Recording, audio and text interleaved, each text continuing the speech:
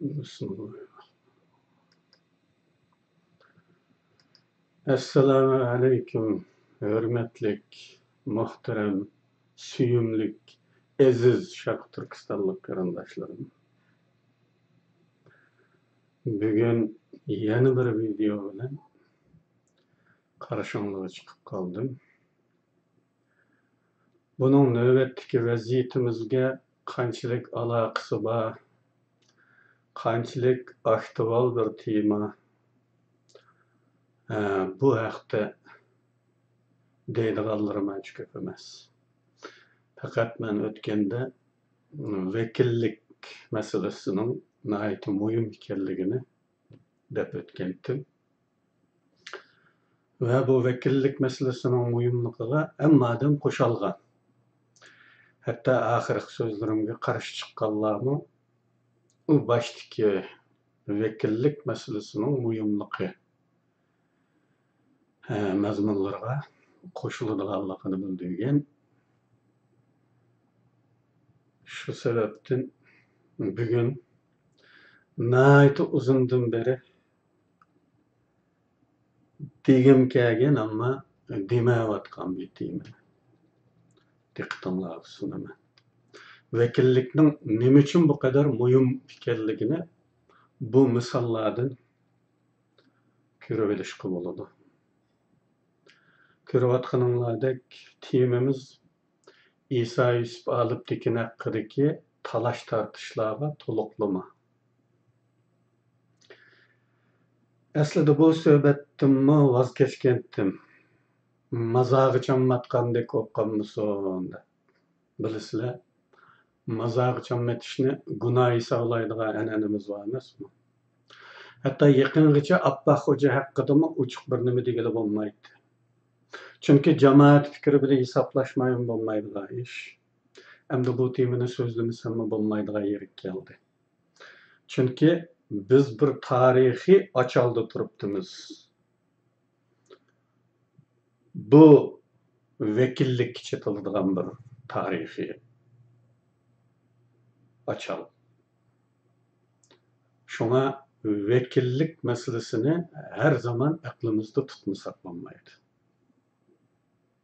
Yani bir taraftan efendimnin bakkı demiş qoğurluq fikirden dese xotunun demiş yaşap bəmiden degendek g'alati inkaslarni ko'rildi.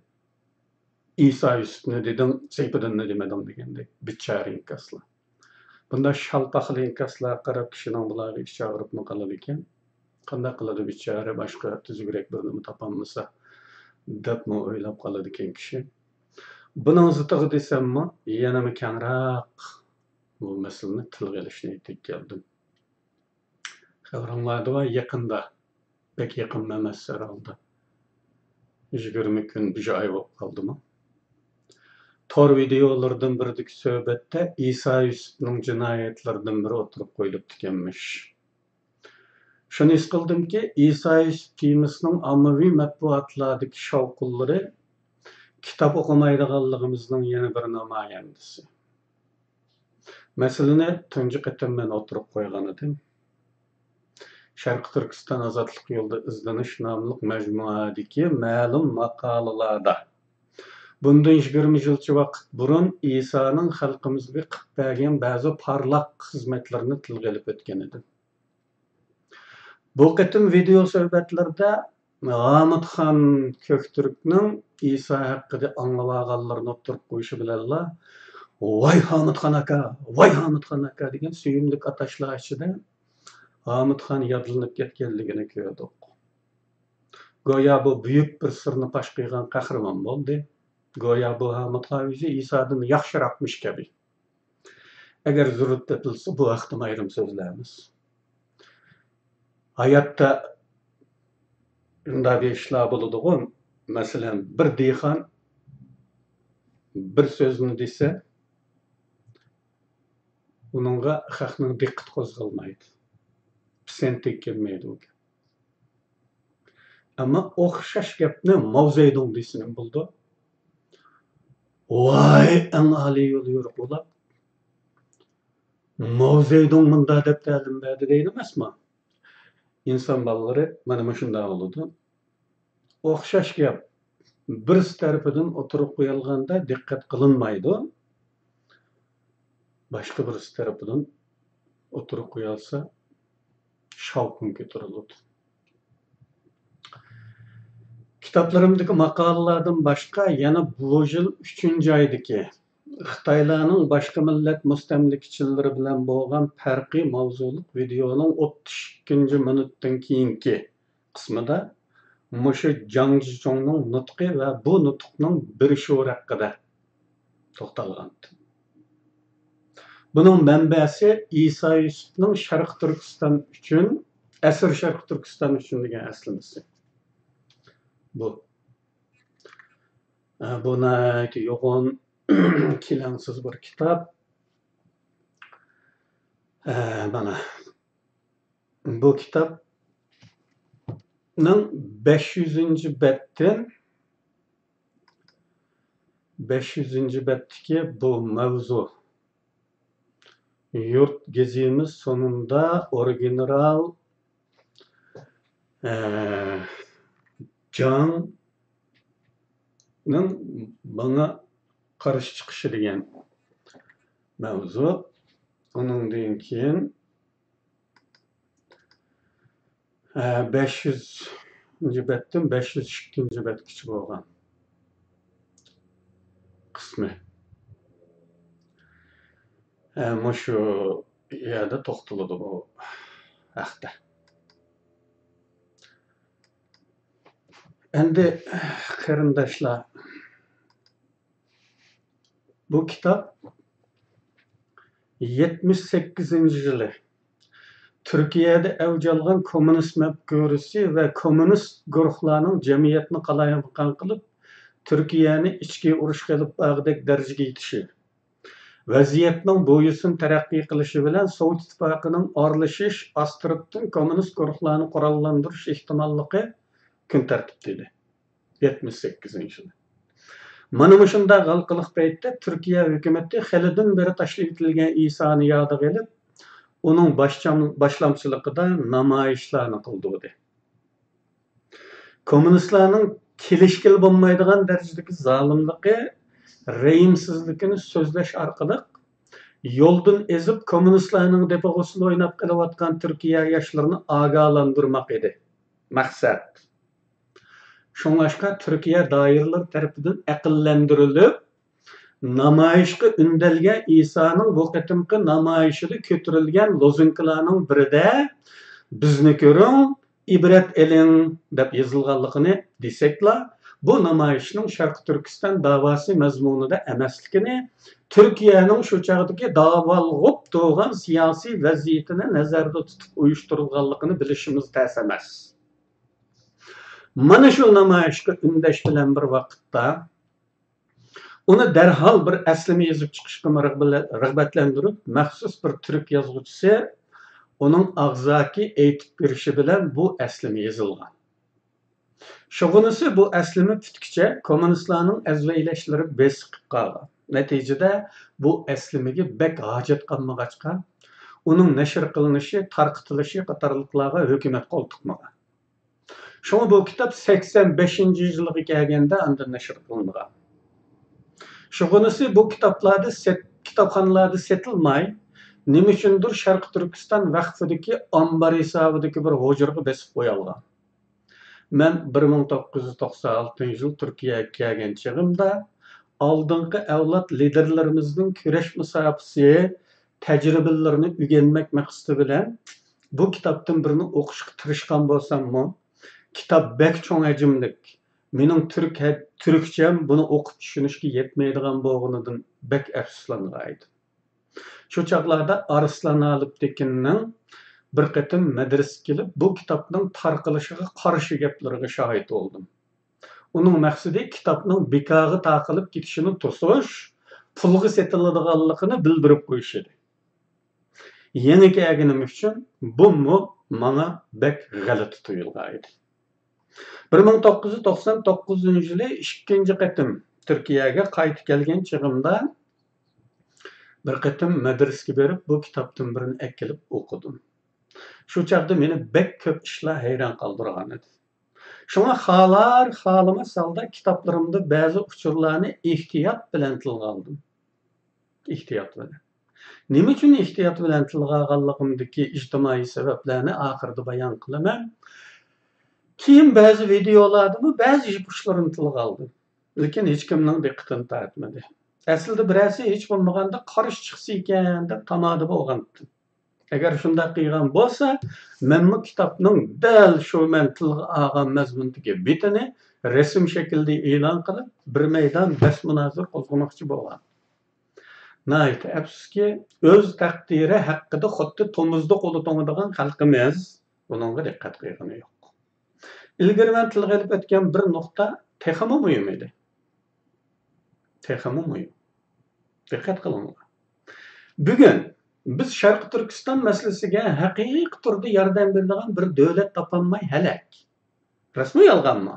Bizning jamiy tirishchanligimiz, cimi faaliyetimiz, cimi tamalarımız, arzularımız bu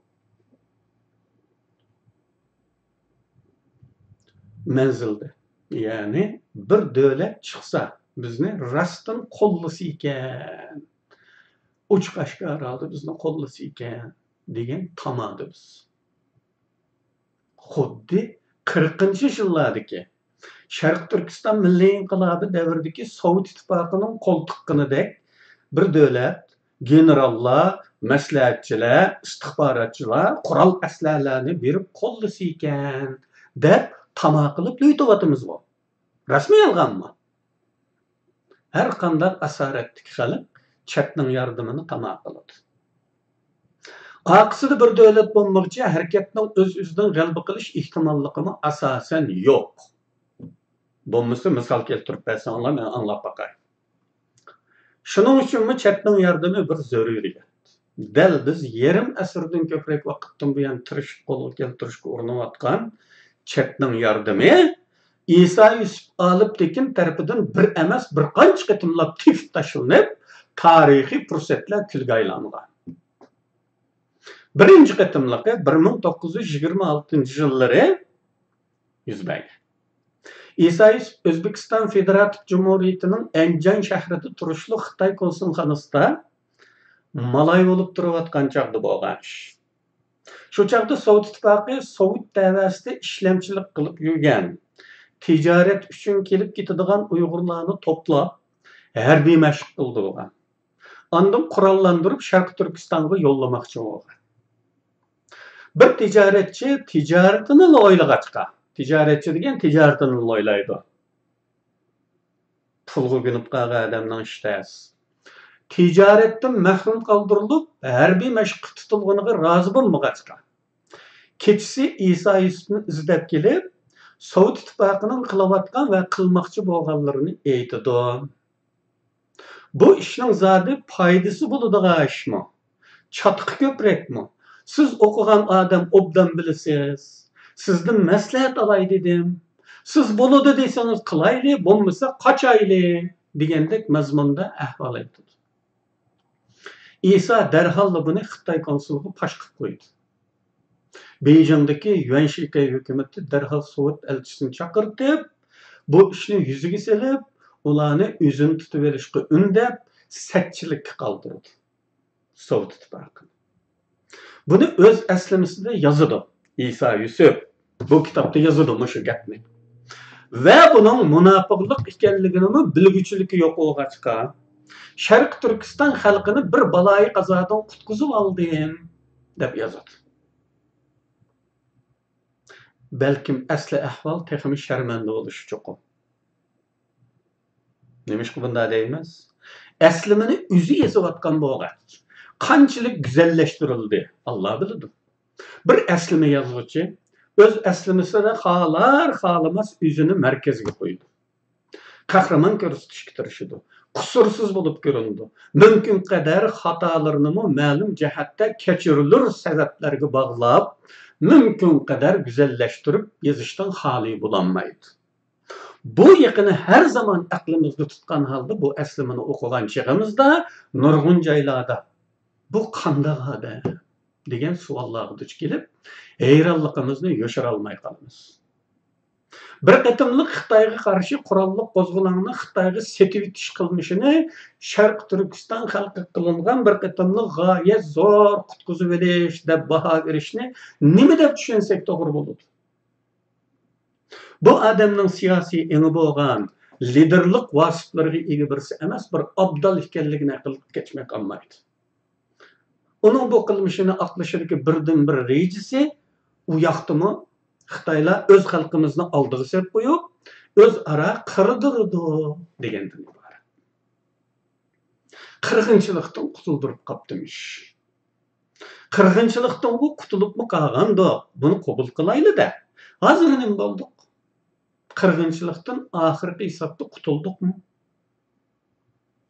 İsa'nın əslimisini o'qigan normal bir Uyg'ur o'qivatqicha 100 yerde puchilindi. 100 yerde. 100 yerde o'zini bosolmasdan xoin deb vaqirab soladi. Agar mening qo'limdagi nusxasini sizlarga varaq ko'rsatishga mumkinlik bo'lsa edi,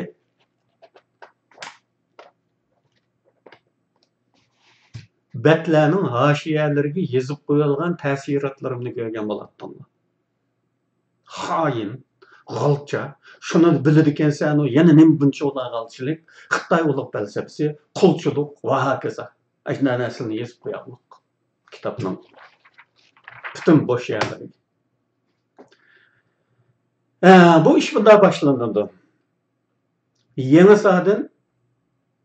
Yangisaning shu zamondagi hokimi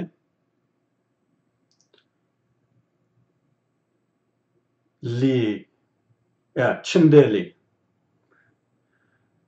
Yangisa hokimi Chindeli'ni Enjanda turishliq konsulxonaga konsul qilib tayinlaganlik uchun Chindeli Enjanga yo'lga chiqmoqchi bo'ladi va bu arada o'ziga bek yarab qolganlik uchun malaylikdagi qusursizligi bilan yarab qolganlik uchun İsa'ni birga ilib oladi. Ular Enjanga yo'lga chiqib qo'shiq kelganda Sovet taraf O'zbek, Rus, Qirg'izlardan bo'lib bir guruh yerlik amaldorlar kutib olishga oldiga chiqadi. Bularning ichida bu kutib oladigan guruhning ichida Sharq Turkistonlik muhojirlarning bir oqsoqolimi bor, bir Uyg'urmi bor. Ularning Xitoy konsul bilan qo'l ilishib ko'rishishi, Xitoy bilan bir qatorda o'ltirib suhbat kutishishi İsa'ga g'alati tuyulib ketadi. Chunki shu kungacha bir Xitoy bor o'rinda yerliklarning o'ltirganligini ko'rib odatlanmaganlik uchun, bir Xitoy amaldor bilan yerliklarning qo'l ilishib ko'rishganligini ko'rmaganlik uchun bu İsa'ga shunchalik yot tuyuladiki, aqli qabul qilinmay qoladi. Hatta bu hayronligini bu kitobni yozayotgan 60 yil o'tgan chog'da bu o'sha hayronlikni ifodalaydi. Bu kadar ulug' Xitoylar deb o'ylaydi-da. Bu kadar ulug' bir Xitoy. Bu odatdagi odamlar bilan qo'l ilishib ko'rishyapti. Bu qanday olib ketdi bu jahonda? Ungamni tushunma deb hayron qilayotgan.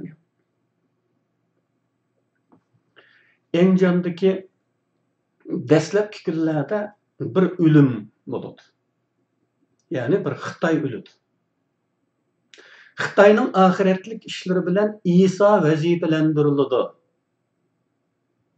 İsa buni shunchalik zo'q shoqi bilan bajardi-ki, 60 yil o'tib mushu aslimani yozayotgan chog'da bo'lsa-mu, qiyganlardan numus kelib azrab padazlay demasdan qilganlarini iftixor bilan yozdi.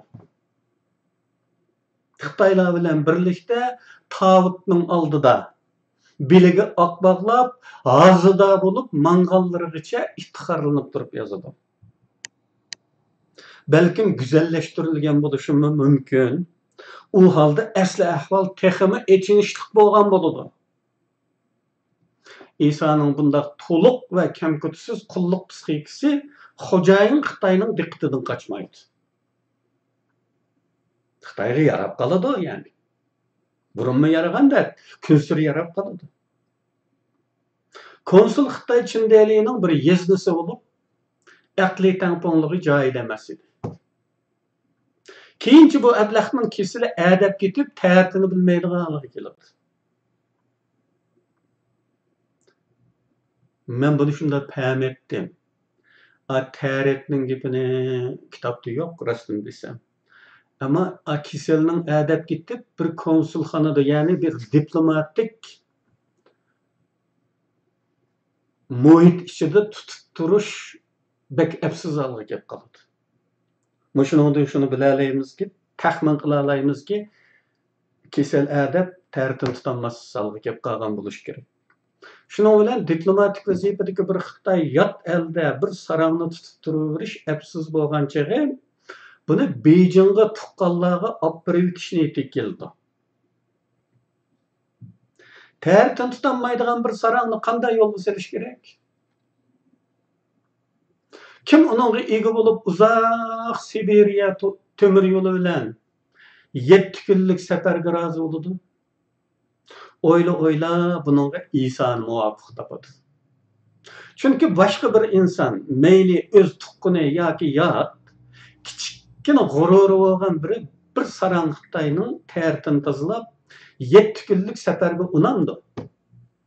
İsa'ni bir oz maqtaydi chindeli. Xitoyning ajabman bo'lgan chaqlardagi muloyimligi bor-ku, nayki mehribonlashib ketgan, ajoyib balandbey xalq bo'lib ketadigan chog'i bor-ku. Hacetmen çağılarda.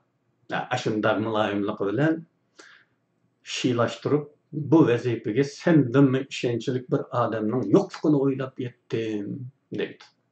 Şunun bilen İsa'nı yolgu saladı Beyjingga.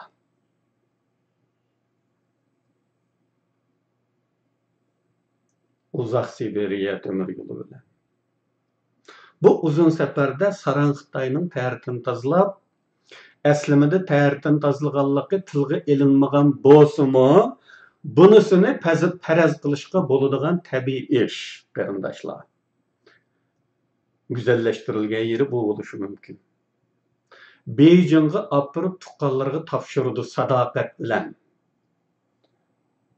O zamonlarda jahon kompyuterlashib ketmaganligi uchun İsa Beyjingga qochib ketsa-mu topolmaydi aslida. Zaten yeni bizim hiç kanda kimlik hüccetleri yok. O yandan bu yana ütüşüp yürüydiğin zaman o. Çıgırdın. O zaman da bu ülegini poizinin derisi taşlayıp kaçıp kesse bulunduğun bir iş. Lekin sadakat bilen Beyjingga apırıp tuqqanlarga tapşırdı. Özümü şu münasebet bilen Xitoyda qaladı. Ve keyinki Nanjing hayatının başlanışı mana mush sabab bilan bo'ladi. Uning ichkiriga berib kelishidagi sabab shu Sarang Xitoyni Beyjingga olib borish. Shu sabab bilan Xitoyga berib qolgan. Endi bir az lirik chekinish qilaman. Qarindoshlar, bir tirnoq ochimiz desak bo'ladi. Mush voqea haqida. Bir qatim marhum Abduqodir Turkistoni Saudiya Arabistonda yashab olamdan o'tgan Abduqodir Tatay laqabi. Abduqodir Turkistoni shunday bir parang qilib bergan. Bu chaqda mantaqa İsa'ning bu aslimisini o'qimagan chaqlarim edi. Uning deyishicha, o bir kuni ma'lum bir vatandoshimizning uyiga kirgan ekan, bu yerda bir to'p Uyg'ur to'plashib parang tushgan so'rin ekan. İsa Yusufning Arabistonga kelgan Jiddada bo'lgan kunlari bo'lish kerak. So'rinda dal İsa Yusufning kechmishini so'zlayotgan yeriga kiribdiman, deydi Abduqodir Hacim. Balkim birlari qanday bo'lib Xitoyga berib qolganligini so'ragan bo'lishi mumkin. İsa mana shu savolga javob berish yuzidan mana shu sarangni poyez bilan Beyjingga olib borib tuqqanlarga topshirish safarini anglatayotgan ekanmish. Buni anglab bo'lgandan keyin ama Abduqodir Hacim bir yerda xato anglagan. Bir sarangni emas, bir Xitoyning uligini deb anglagan. Buni anglab bo'lgandan keyin Abduqodir Hacim shunday debdi ekan İsa'ga. Efendim, sizlar degan bir millatning vakillik odami. Sizlarni boshqalar Sharq Turkistonning lideri deb taniyotgan odam. Shunga yolg'on bo'lsa-mu, Çıraylıqraq bir tercümal toquvasılar. Nime eyip bu bir Xitayning ülügini neç kunlik seferge atpadım deb yürümek. Lekin Abdülkadir Hacım bu işni hata hatırlab algan bolup, Saran Xitayni ülük Xitay şekilde dep bergen. Bana dep berişdi. Amma men eslimini okugandan keyin bildimki, bu ülük Xitay emas, tirik Xitay. Saran Xitay. Ülük Xitay olgan bolsa ming yaxshi emasmi? Oylap bakinglar. G'alvisi yo'q, xapsi yo'q. Amma oylanglar, bir Saran Xitayni 7 kunlik seferde idare etmek, Allah'ı üzengaman. Endi ikkinchi eslime. Yana şu Abdülkadir Hacım'dan İsa hakkında yana bir hikaye. İsa efendi Arabistan'a kelgende Arabistan padişahı ciddiga maxsus uçak evatib İsa'ni Riyadga bağlı. Şugunisi köp ötmeyle devletning istenmegenler tizimliki. Xalqaro munosabatlardagi bir atalg'u bu. İstenmegenler tizimliki degan. İngilizcesini asli kelib chiqsa latinchadan kelib chiqqan bo'lishi kerak. İngilizchedami, latinchedami persona non grata deyiladi. Xitoychasi bushoxoyingdi javsi yoki qarshi elinmaydigan kishilar tizimliki. Bu devlet seni xalamaydi deydigan odamlarning tizimligini e'lon qildigan ish bor. Zaman zaman. Mana shu qarshi elinmaydigan kishilar tizimligi ichida İsa'ning ismining borligini ko'rib hayron qoldim deydi Abdülkadir Hacı. Shuncha izzat hurmatini qilib, maxsus uçak evatib yeniga chaqirtgan İsa'ni nima deb davlatning qarshi elinmaydiganlar tizimligiga qo'shib qo'ygandi degan bu savol kallamni bakma mashg'ul qildi deydi. Şu çağlarda Uygurlar ichida ba'zida podshoh bilan o'ltirib qo'padigan palaniga, ismini unutib qoldim. Palaniga bu iç pushqimni dedim deydi. Mushuningdagi sirni bir bilib bersan, podshohning kayfi chog' bir paytni tepib, so'rab baqsan deb havola qildim deydi. Keyin bir zamonni o'tkazib yetib, buning javobini ilishga bordim deydi. Palani podshohdan buningdagi sababni so'rabdi. Podshoh deb turlarki, men bu odamni bir millatning lideri deb, uning nima derdi bor anglay, yordam talab qilsa beray deb chaqirtgandim. Derdini so'rasam, dediki, "Manga xalqim pul bermaydi. Xalqim meni tashlab etdi. Mening pulim yo'q. 2 balamni o'qitolmayapman" deb datildi. Bu qanday lider? Bir millatning lideri bo'lgan odamning dardi 2 balaning dardimi? Qolganlar kimning balları?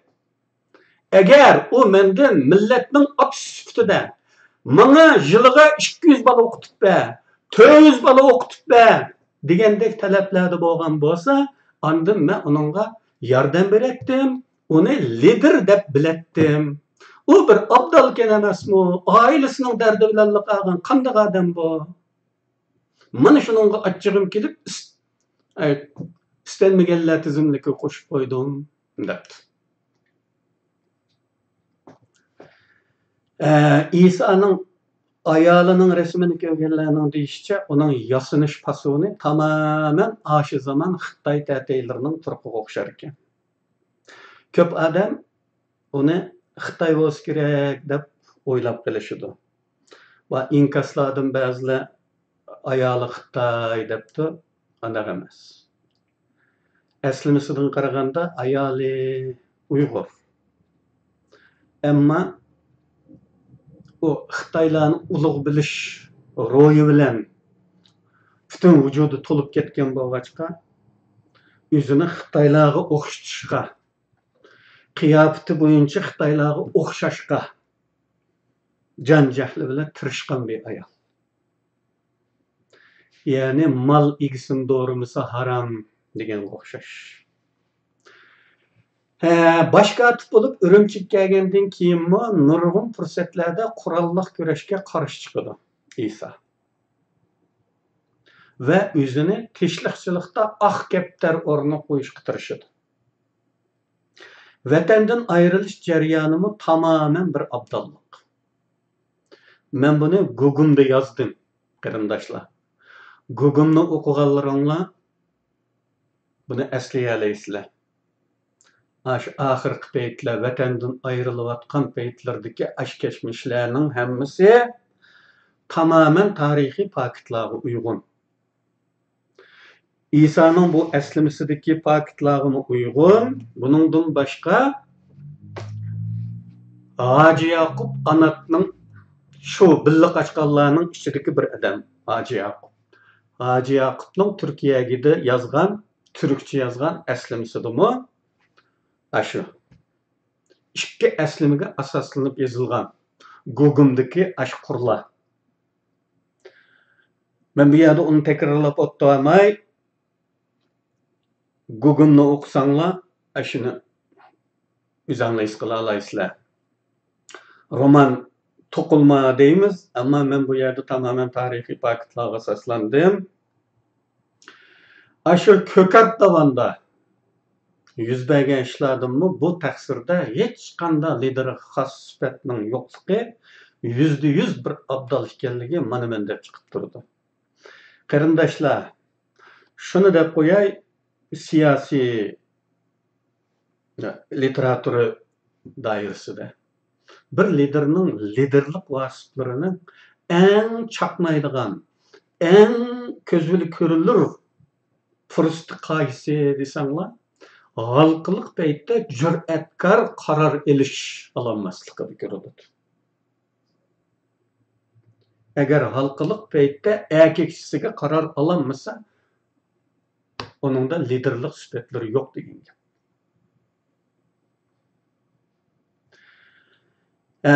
Bu mu mush Kökart davandagi ajoyib voqea?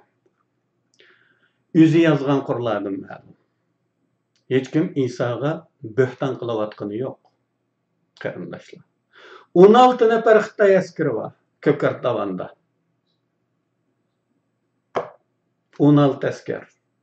Bu askerlarning 10'i Xitoy, 6'sı Uyg'ur.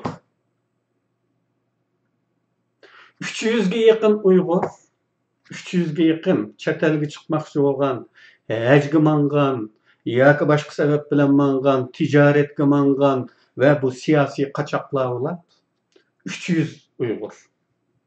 Qanchilag'an pulemot, yüzlerce miltiq, necha yüz qo'l bombasi, 10,000 paydan ortiq o'q. Mush qadar kuch bilan 10 Xitoyga bosanchiq bo'lib, ahmaq qilinib, bo'zak qilinib, qurolsizlantirilib, sharmandalarcha tutqunlikda taki Xotan gumining Sanjo yesigacha qaytariladi.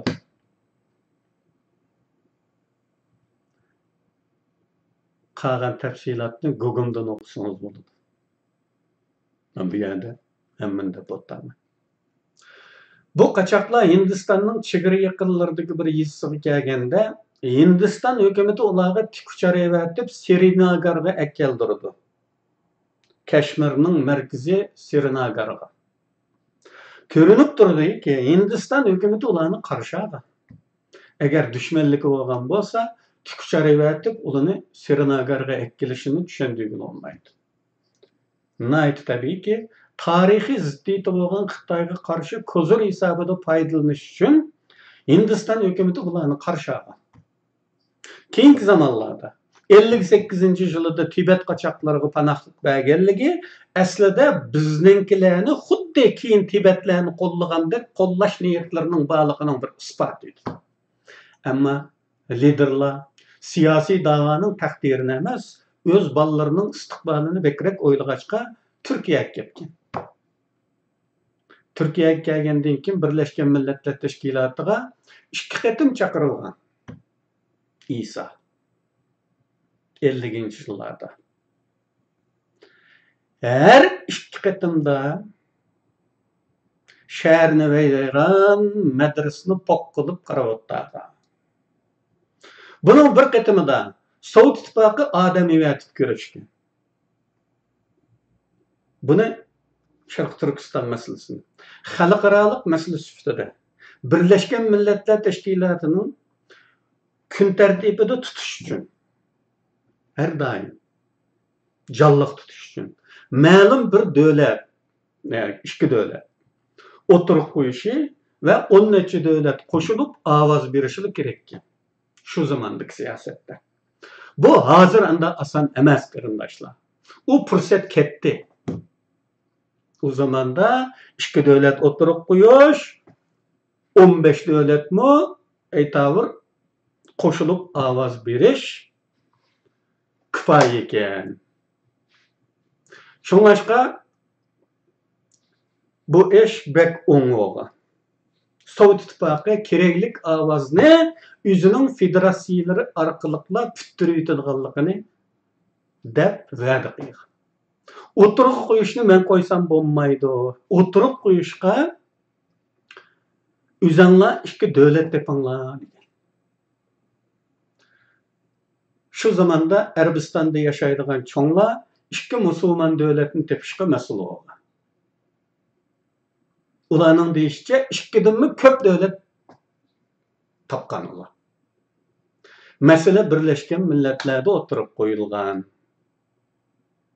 İsa'nın derdini anlap bakkandan keyin andın avazı qo'yildigan ishdi. İsa chaqirılib söz berilgan. O'ylamagan yerdan bu abdal men Sharq Turkistonning emas, G'arbi Turkistonning vakili deb jarsaldi. Ovoz o'tkilini eshishga va'da bergan Sovet İttifaqıning po'q ketigan. Shuning bilan bu baxtsiz millatning tarixiy fursati kulga aylangan. Ko'pchiliklarning xabari bor. Xitoylar Vyetnamda urushayotgan 79-yilda Sovet İttifaqı bir o'yin o'ynagan. Ya'ni g'arbiy chegarani qalaymuqan qilish orqali Vyetnamga tushadigan besimni azaytish uchun bir o'yin o'ynagan. Barliq Uyg'ur, Qozoq, Qirg'iz, O'zbek degandek Sharq Turkistondami bo'lgan xalqlardan chiqqan yoshlarni askarlik majburiyati o'tayotganlar va o'tab bo'lib ikkinchi safga chekinganlarni to'plab Vatan qutqizish armiyasi tashkillagan. Bu qo'shinlar Sharq Turkiston Milliy armiyasining sobiq generali Zunun Tayyipni qo'mondon qilib tayinlagan. Bir harbiy manevr qilib buning filmini taqatgan. Bu filmni Xitoylarni ko'chirib olib, taki shahar garnizonlarigacha taqitib Vatan qutqizish armiyasining besib kirish ehtimolligidan ogohlantirish safarbarlik harakati boshlatgan. Shu qadar aniq esimda bu manevrning filmini Atishning shahar garnizon qo'mondonlik shtabining hovlisida qo'ygan. Askarlarga qo'yib bergan. Bularning hujum tezligi, hozirgi zamon qurollari bilan qurollanganligi, Xitoylar ta'zin tepib bo'g'icha Qashqarga yetib kelalaydiganligi qatorliq so'z cho'chaklar ko'chada kezatdi. Shu zamonlarda 79-yil. Bunun bilan Xitoylarning bir munchisi uy mulklarini azon setib qochishga boshlagan. Mana shu chaqda Sovet İttifaqı yana bir qatam Isoga odamiyatib Xitoyga qarshi bir harakat boshlatish niyatini. Bu harakatning beshida simvollik holda bir Sharq Turkistonlikning turib berish zaruriyati borligini. Ya'ni xalqaro Sovetning ag'dirmichiligi deyilmasligi uchun diplomatik skandal yuz bermasligi uchun uning beshida bir Sharq Turkistonlik ko'rinishi lozim. Zaruriyat. Bunun uchun İsa'nın shunday bir rolni elishini taklif qilgan. İsa Sharq Turkiston xalqiga kuyinib, buni rad qilgan. Rejisi yana o'xshash. Bu tarafdan musulmon bolalari, u tarafdan Xitoylar musulmon askarlarni oldirib qo'ydi. Shuning bilan o'zaro qirg'inchilik bo'ldi. Ko'ringlar. Bu hayotida namoz o'qimagan odamning musulmonlarga kuyinib ketishini. Bu teshliqchilikdan to'yib ketsan, to'yib. Bu teşlikçilik hiç normal tuyulmayı qarindoshlar. Qandaqdır Xitoyga ziyon bo'lib ketmagay deyotgandek. Qarindoshlar, baxtsizligimiz shu yerdaki, bizga vakillik o'rniga chiqib qolgan, bizning liderimiz sifatida ko'rinadigan mavqelarga o'ltirib qolgan odamlarning bu darajada abdal bo'lishidir.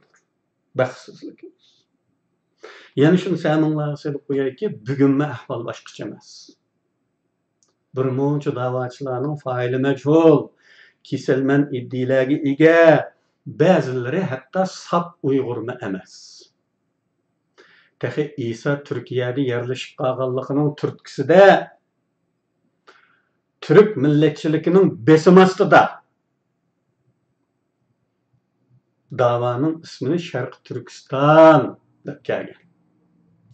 Ta ki Erkin Aliptekin dadısının asli arzusunu ifadalab, bunu Xitaylarga texim faydalı bo'lgan tarafga burab, davanın ismini Uyghur Abdunum rayoni deganga o'zgartdi. Aslida bu tashkilot Sharq Turkiston Milliy Markazi deb qurilganda, Erkin Aliptekin taklif qilishini yaqin kelgili unamagan. Nemişkidir keyin teklif bilan bu tashkilotga keldi-da, tashkilotning nomi Uyg'ur qurultiyiga aylanib ketdi.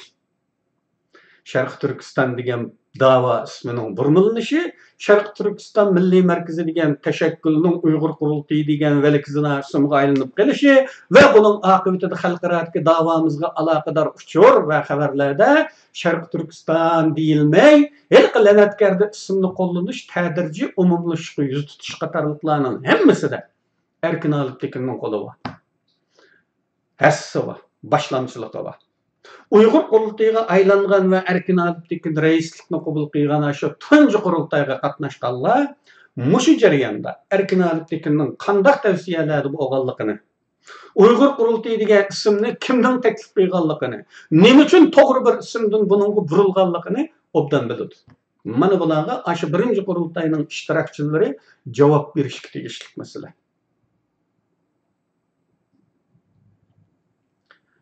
Qarindoshlar, yillar avval, balkim 10 yildanmi ko'proq bo'lganda men kitoblarimda Anjondagi shu munofiqlikni tilga olgandim. Hech kimning diqqat qo'zg'almadi. Ammo texmi oshkora holda hujum xarakterida o'tirib chiqishga to'plamimizning ahvoli uyg'un kelmaydi. Chunki biz Uyg'urlar boshqalar tarafidan kallamizga singdirilgan qahramonlar obrazida chaqtirib olamizki, pokitlarni pisand qilmaymiz. Şunu tariximizde hala kahraman deyilgen munafiq olup ketkenligi haqida aniq ma'lumotlar bo'lishib qaramay, dayi sanılayotgan munafiqlar mavjud. Men bir qatim torda birisining ikkinchi jumhuriyatni satquchi haqidagi xatosi qarta ikki naqlni Üzemnin gipini emas, naqlni, tarixiy paketni yollasam, bu janob men tilliga edi. Mening qilganim tarixiy faktni yo'llash bo'ldi. Üzemning biror jumla so'zi yo'q buning ichida. Men psixologiyaga oid videolarda deb o'tgandek, tafakkur hurullik bilan yashaydigan xalqlarda hamon mavjud holatni saqlab qolish, mavjud qimmat qarashlardan ayrilib qolishdan qo'rqish, iddiaviy tushuncha yiqidan jiddiy o'zgarish olib keladigan fikrlarga qattiq qarshilik mavjud bo'lganligini, ko'pchilik insonlarning iqimga erishib olish, ko'pning qatorida bo'lib olish, hokim fikrlarga yondoshlik, fikrdoshlik orqali o'z mavjudligini kafolatga ega qiladiganligini, shunga mavjud holat buzilib ketadiganidek bo'lsa, qattiq sarosimaga tushadiganligini, shunga mavjud holatni saqlash uchun hujum qo'yadiganligini, aslida u o'z mavjudligining tahdidga uchrayotganligini sezib, mushundaq qiladiganligini deb o'tgan edi. Bu nuqtani Mehmet'in Ala'nın psixologiyaga oid asarlardan texmi aniq ko'ra olaysizlar. Texmi aniq tushunchaga bo'la olaysizlar. Masalan, mushu İsa Yusuf masalasini desak, u bir to'xtikor lidermi, munofiqmi degan masalada azaldan uni to'xtikor lider sifatida ko'rib, shundaq deyishga ko'nib hozirgacha kelganlar uchun uni birdilla munofiq degan qarash o'tirib chiqsa, qabul qilg'isiz bo'lib tuyuladi. Bu yerde İsa'nın obrazı ag'dirilishga uchrab qolmay, uni ijobiy shaxs, lider, töhfikar sifatida ko'rishga odatlanganlarning sha'niga tegadigan bo'lg'achqa, chunki ularning tanlashlari xatoga chiqadi. Hatto paketlarni rad qilish, ko'z yumish xohishlari ko'riladi. Paketlar qarashida ba'zilar paketlarni o'ydirma deyishi mumkin hatto. Ba'zilar ag'dirishga petlanmaganda her türlü sebeplerini gösteriş orqali vaziyatni mümkün bo'lganicha go'zallashtirish, jinoyatni sustlashtirib, o'limga loyiq bo'lganlarni 2 yil kechiktirib ijro qildiganga, unisini muddatsizga va muddatsizni muddatli o'zgartirish urinishlarida bo'lishi yo'l qo'yishi mumkin. Mana bu inson psixikasidagi moyillik qilib. Ko'ngilga yoqqanni yoqtirib anglash, yoqmaydiganni garchi haqiqat bo'lsa-mu rad qilishga tirishish urinishidir. Tariximiz mana shunday marazliklar, chalang'ushliklar, xatolar, ta'tirliklar bilan to'lib ketgan. Xalqimizga reja uqtirishning imkoni bo'lmag'achqa, ba'zi ismlarni tilga elishmi qo'rqinchli. Agar men mushkunda ba'zi ismlarning munofiqligini tilga olsam, chammagizak qiladi mening xalqim. Mening qo'yayotganim pakit bo'lishig'imi qaramaydi. Chunki uning kallasiga o'rnab qolgan o qahramon, o doyi, o kattadan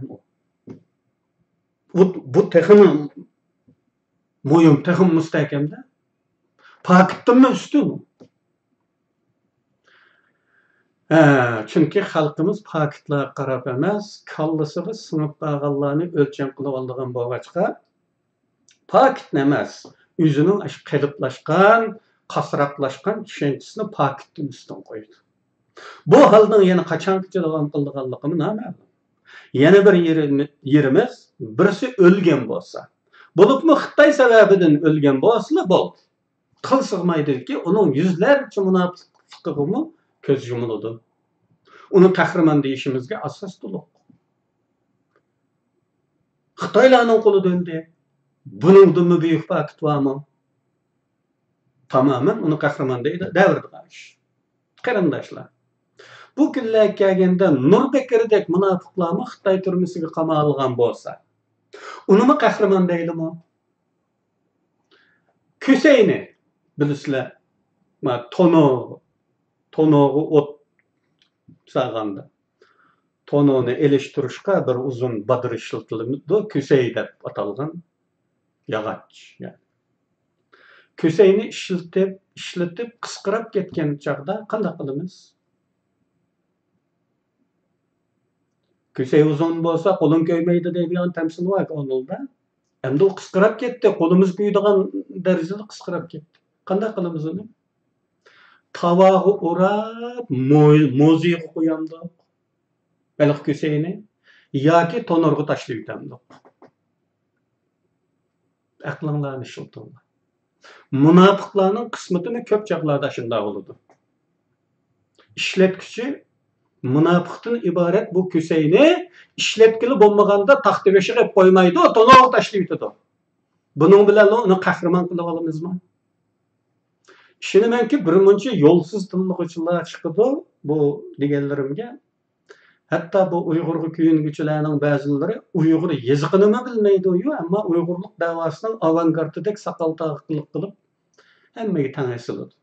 Bundaqlar uchun paketlar emas, o'zining kesilma eng asos bo'ladi yoki shaxsiy munosabat asos bo'ladi. Menimcha İsa Yusuf temasi mushuning bilan tugadi.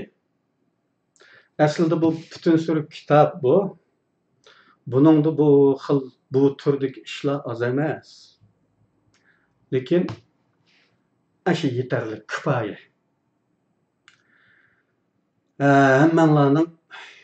Hamma vaqt xayrli bo'lsin. Alloh niyat qilgan buyuk ishlaringizda muvaffaq qilsin.